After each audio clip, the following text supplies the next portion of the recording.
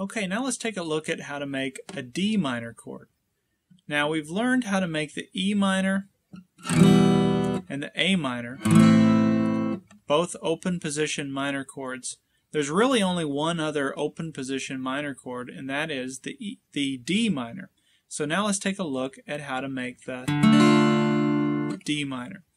So we're going to start off with our first finger, pointer finger, on the first fret, first string, right there.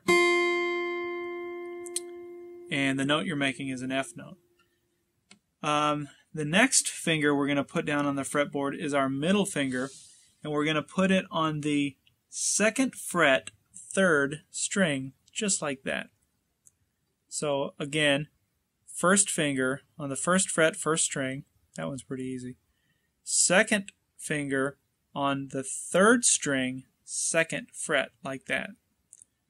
And then the third finger we're going to put down is actually on the third fret, second string. So this one is kind of behind this one in terms of the strings. This is on the third string, this is on the second string.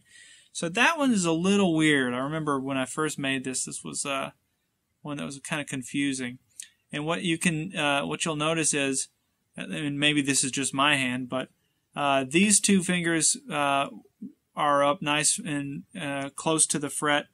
My third finger, not so much. It's actually pretty far back. In fact, when I make this chord, a lot of times I'll use my pinky on this for this string, just so I can get a little closer. It depends on the the guitar I'm using, but that's the proper way to make it. And even though my finger's back in sort of the middle of the fret, it'll still, I just have to push a little harder with it, with this finger, but I can make the chord. So that's how you make a D minor chord. First string, first fret, third string, second fret, with your second finger, and third fret, second string. So that's what a D minor chord looks like. Now, the other thing to point out when you're playing a D minor chord, same as when you're playing a D chord, you're only strumming 4 strings.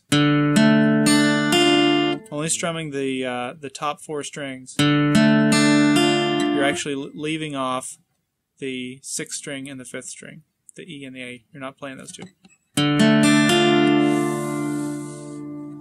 And that's what a D minor chord looks like. Another little tip that might make it easier to make this chord, when you play a D chord, which is one that we learned in an earlier lesson, just like that, you can keep this finger, your ring finger, actually anchored into that position, and just switch these two right into position for the minor.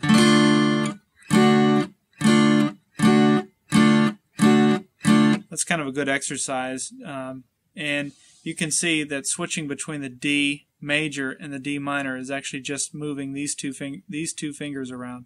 This one can stay in position. So I don't know if that helps anybody in making the D minor chord, but since you know how to make the D major chord, you can just kind of flip those two and put them right into position. Maybe that's easier for some people. It's definitely a good practice technique, though, to kind of flip between the two. And it'll become easier the more you kind of do it. So there you have it, the D minor chord.